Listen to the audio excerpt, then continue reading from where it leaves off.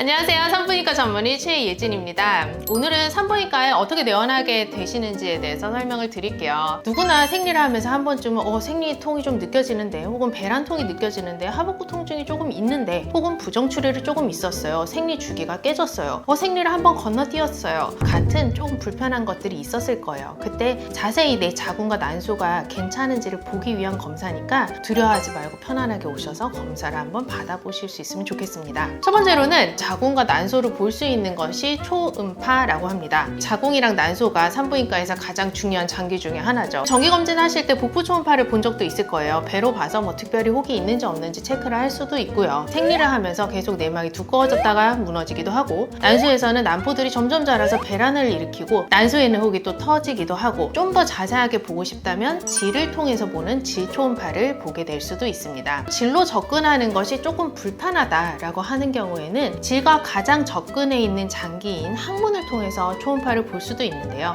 그걸 어떻게 해? 라고 두려워하실 수도 있어요. 그렇지만 편안하게 그냥 누워 계신다면 불편하지 않게 검사를 받으실 수 있기 때문에 일단 심호흡 천천히 하시고 편하게 병원에 내원을 해주시면 좋을 것 같습니다. 두 번째로는 아무래도 생리를 하다 보면 생리 전후로 나오는 소량의 출혈이라던가 배란기 때 나오는 맑은 콧물 같은 분비물이라던가, 질과 경부는 우리 목구멍 혹은 입안, 혀나 콧구멍처럼 점막 기관이기 때문에 소량의 수분이나 분비물들을 가지고 있어요. 그래서 질 분비물이 나오는 게 항상 비정상적인 것은 아니고, 너무 많이 나오거나 이게 냄새가 나거나 가려움증이 있거나, 그래서 이 분비물에서 어떤 균이 살고 있는지, 혹은 괜찮은 분비물인데 나만 조금 불편하게 느끼는 건지, 혹은 분비물을 어떤 생활 습관들을 통해서 좀 더 편안하게 만들 수 있는지를 오셔서 상담을 해볼 수 있으면 좋겠습니다. 또 하나는 자궁경부암 검사예요. 자궁경부암 검사라고 하니까 조금 무서우실 수도 있는데, 자궁경부암의 경우에는 처음에 정상세포에서 암세포가 될 때까지 굉장히 오랜 시간, 수년간의 시간이 걸리기 때문에 이걸 정기검진을 해서 암이 되기 전에 발견을 하면 치료가 가능하기 때문에 검사를 하는 겁니다. 사실 암검사들 혹은 건강검진 중에서 국가에서 가장 먼저 하라고 알려주는 검사이기도 합니다. 그만큼 예전에는 자궁경부암이 여자들한테 흔했기 때문인데요. 만 20세가 되면 홀수년도생은 홀수년도에, 짝수년도생은 짝수년도에 자궁경부암에 대해서 건강검진을 받으세요 라고 안내가 올 거예요. 이 역시 무서워하지 마시고요. 편안하게 누운 자세로 경부에 있는 세포를 몇 개를 샘플링을 해서 암세포가 있는지 없는지를 보는 거예요. 그래서 특별히 증상이 없을 수도 있어요. 무증상인 경우가 많은데, 경부에 접촉 출혈이 있거나 뭔가 분비물이 좀 이상하거나 한 경우에도 이 암에 대한 검사를 해볼 수 있으면 훨씬 더 안심할 수 있겠죠. 초음파로 보는 부분은 여기 자궁과 난소 부분, 혹은 앞에 방광이 좀 될 수도 있겠고, 혹이 있으면 초음파상에서 보일 거고요. 여기를 자궁내막이라고 합니다. 자궁내막은 생리 직후 혹은 폐경, 피임약을 먹을 때는 얇은 상태로 한 3-4mm 정도로 얇게 유지가 되고요. 생리 직전에는 한 1cm 정도까지 두꺼워져요. 3-4mm에서 1cm 이 정도 차이 나는 거기 때문에 복부 초음파로는 잘 안 보이는 경우가 많아요. 우리가 좀 더 정확하게 보기 위해서 질을 통해서 이 내막의 두께를 측정함으로써 내막이 깨끗한지, 혹은 생리 주기에 잘 맞게 두께가 형성되어 있는지를 판단을 할 수가 있겠죠. 그래서 질 초음파가 어려운 경우, 관계 경험이 없거나 이쪽이 너무 통증이 심한 경우에는 여기랑 가장 가까운 항문 초음파를 보게 되는 거고요. 여기 통로가 있는 데를 작은 질경을 통해서 살짝 열어본 다음에 경부 쪽을 조그만한 브러쉬, 보들보들한 브러쉬로 경부 쪽에 세포를 채취를 할 수가 있어요. 여기 실제로 쓰는 것들을 가지고 왔는데 이렇게 생겼어요. 조금 무서워 보일 수도 있지만 굉장히 부드럽습니다. 보들보들해요.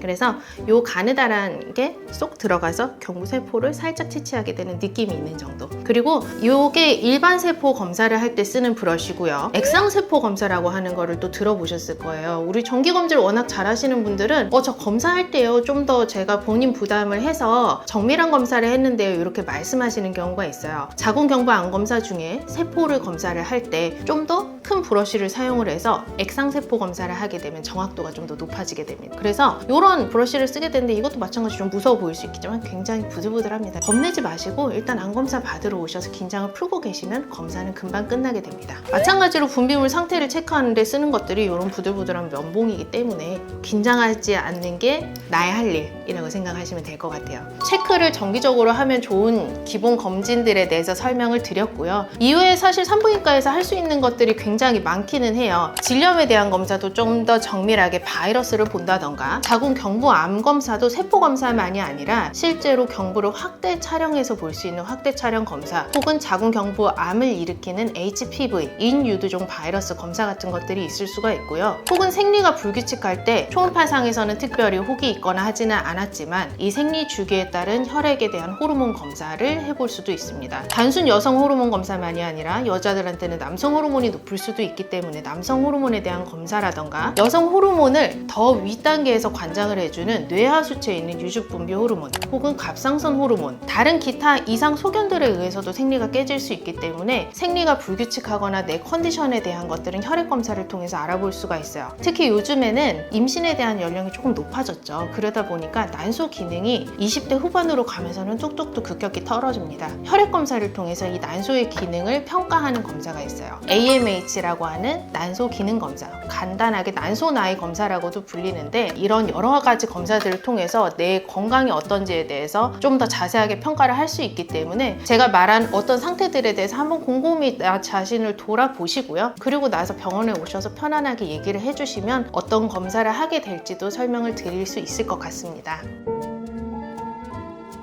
모든 여성들이 편안하게 산부인과를 찾을 수 있는 그날까지 랑트 산부인과 원장 최예진이었습니다. 감사합니다.